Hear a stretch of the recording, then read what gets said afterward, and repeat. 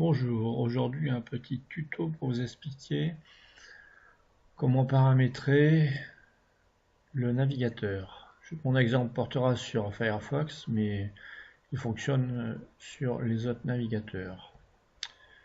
Quand vous démarrez votre navigateur pour la première fois, vous arrivez sur une page telle que celle-là. En l'occurrence, comme c'est le navigateur Firefox, il démarre sur la page de Firefox. Donc, dans un premier temps, vous n'avez pas les menus, vous n'avez rien en haut. Pour pouvoir faire apparaître les menus, il va vous falloir appuyer sur la touche Alt qui est à gauche de la barre espace.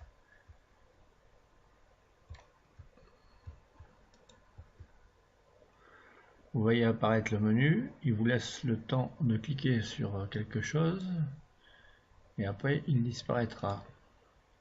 Pour le maintenir toujours visible, vous appuyez sur Alt, puis après vous allez sur Affichage, barre d'outils, et vous cliquez sur la barre de menu pour la cocher et votre menu restera présent à l'écran. Dans le même style, vous pouvez rajouter une barre personnalisée qui sera en dessous de la barre d'adresse en faisant affichage, barre d'outils, barre personnalisée. La barre personnalisée par défaut a un petit icône avec les sites les plus visités et le petit icône de Firefox. Lorsque vous ouvrez votre navigateur, vous avez une page par défaut. Actuellement, c'est la page de Firefox. Mais vous voulez avoir peut-être une page à vous ou une page avec un moteur spécifique. Par exemple, DuckDuckGo, qui est un moteur de recherche que vous allez chercher. Donc là, vous voulez avoir cette page qui sera toujours présente dès que vous démarrez votre navigateur. Il va falloir aller la paramétrer dans Outils, Options,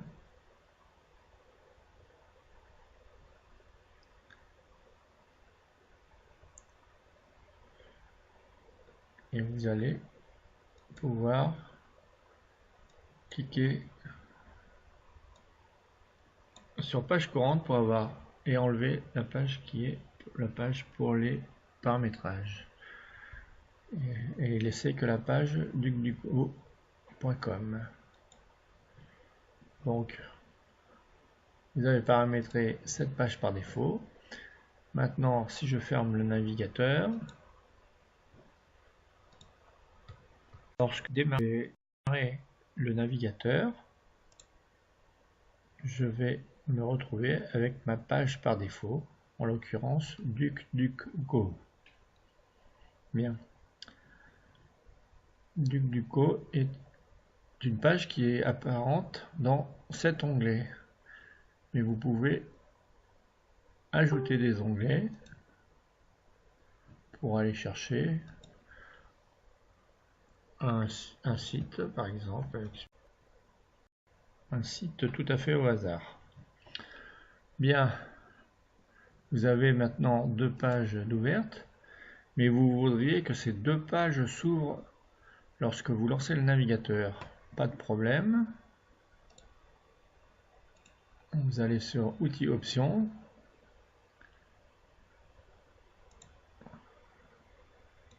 Et vous pouvez faire page courante en enlevant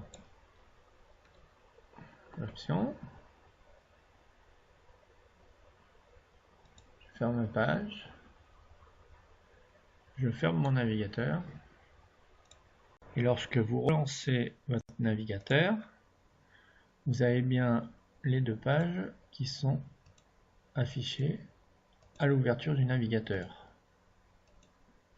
Vous pouvez ainsi rajouter autant de pages que vous voulez.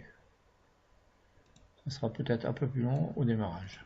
Bien, lorsque vous naviguez sur Internet, vous prenez un moteur de recherche, vous recherchez par exemple des recettes de crêpes. Le moteur de recherche vous affiche quelques réponses qui correspondent à votre demande. Vous cliquez sur le lien pour pouvoir afficher par exemple une recette de crêpes. cette recette ne vous plaît pas, vous pouvez revenir à la liste précédente pour prendre la deuxième par exemple. Ah, c'est la même.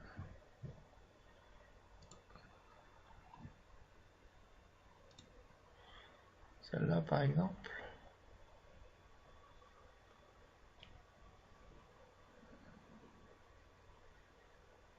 Et ainsi de suite. Donc ce qui vous permet après de naviguer en revenant en arrière avec la flèche ou de revenir en avant, c'est-à-dire la dernière page qu'on a vue de 750 grammes.com. Donc les deux flèches vous permettent d'aller et de revenir dans l'historique de vos pages que vous avez affichées. Si vous voulez faire un comparatif entre deux recettes, il faudrait pouvoir les afficher dans des onglets différents. Pour cela, lorsque vous cliquez sur un lien, vous appuyez sur la touche CTRL qui se trouve en bas complètement à gauche de votre clavier, c'est la dernière touche. Vous cliquez sur la touche CTRL et ensuite vous cliquez à gauche sur votre souris, sur le bouton de votre souris. La recette s'affiche là et vous pouvez renouveler l'opération pour ouvrir une autre recette de crêpes. Dans un autre onglet, j'appuie sur CTRL et je clique. Et j'ai ma recette de crêpes, la première qui se trouve là. Donc, et ensuite, la deuxième recette qui se trouve là.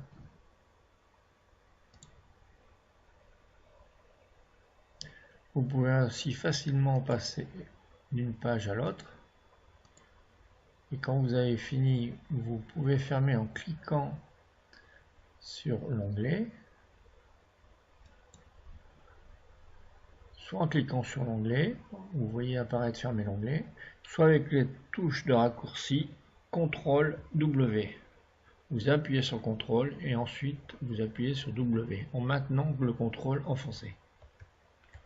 Et vous vous retrouvez dans votre première page où vous avez la liste de toutes les recettes que vous vouliez découvrir. Quelques pages supplémentaires à régler. Donc dans Outils, Options, nous avons vu que nous pouvions régler la page de démarrage par défaut. Dans cette partie, vous pouvez régler le dossier dans lequel tout ce que vous téléchargez, tous les fichiers finiront dans, en l'occurrence, le dossier téléchargement. Je vous conseille de garder ce dossier, comme ça vous vous occupez de rien. Tous vos documents que vous enregistrez sur Internet vont finir là-dedans et après vous aurez qu'à trier ce répertoire. Par exemple, je télécharge cette image, je fais enregistrer l'image sous, je fais oui. Donc tout ce que on a téléchargé est visible dans Outils téléchargement. Vous voyez que je viens de télécharger cette image qui a été très rapide, étant vraiment d'un poids très faible. Je peux faire clic droit, ouvrir le dossier pour trouver cette image et ensuite je peux la déplacer dans mes images ou faire ce que je veux de ce fichier. Quelques paramétrages supplémentaires. Donc le paramétrage des onglets.